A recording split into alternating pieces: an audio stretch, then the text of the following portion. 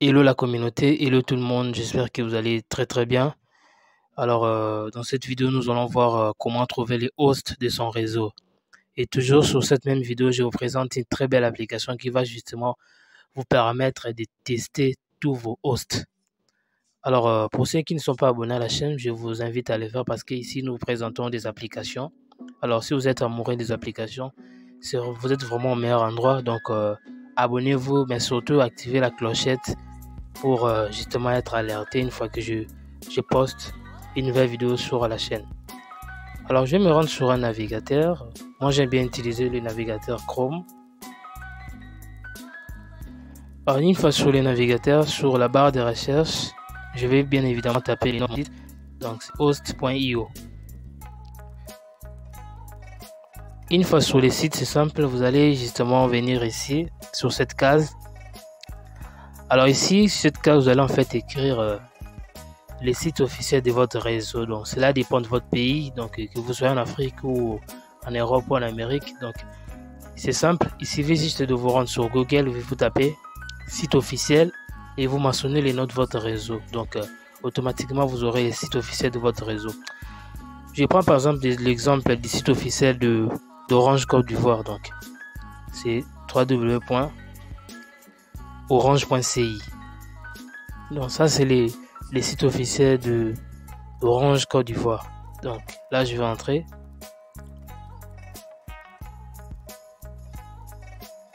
Alors on me présente. Alors là vous voyez directement le nom du pays. Donc pour justement montrer que j'ai tapé le bon URL.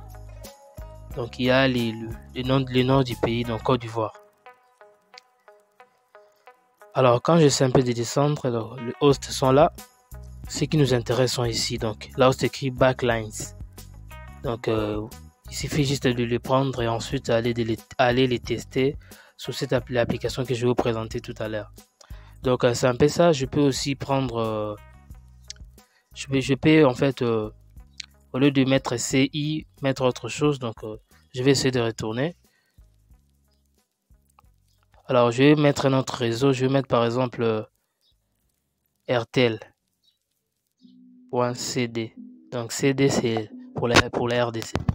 Alors quand j'essaie un peu de descendre là, vous voyez le backline. Donc il y a quelques hosts ici à essayer. Donc c'est comme ça. Alors je vais essayer un peu de copier quelque chose ici.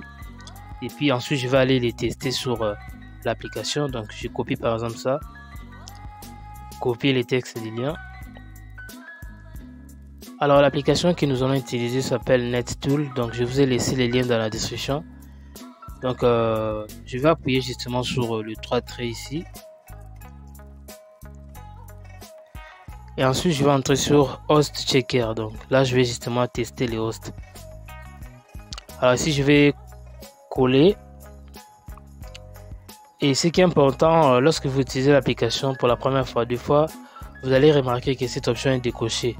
Donc il faut toujours vérifier qu'il est bien coché parce que c'est important. Alors maintenant je vais appuyer sur check.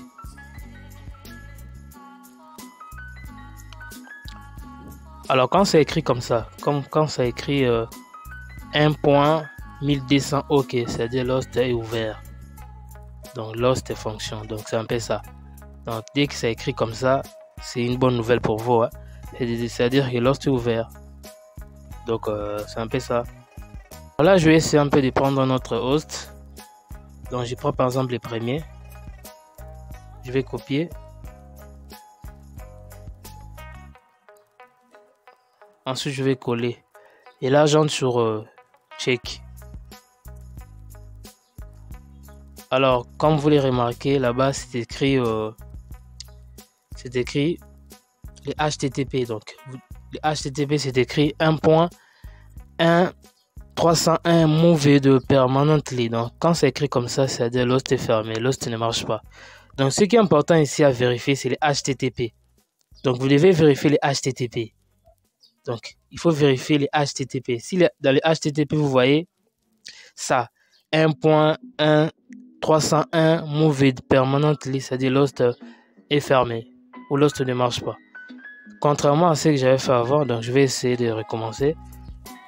Ce que j'avais fait avant, quand j'entre sur quand j'entre sur check, vous voyez, donc quand j'entre sur check avec le Axiomac, vous voyez que les HTTP ça montre autre chose.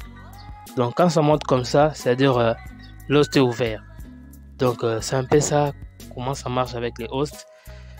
Donc je crois que cette application sera d'une importance capitale. Je pourrai encore revenir avec d'autres vidéos pour justement vous expliquer encore davantage ces sujets concernant les hosts. Donc il y a beaucoup à apprendre sur ça.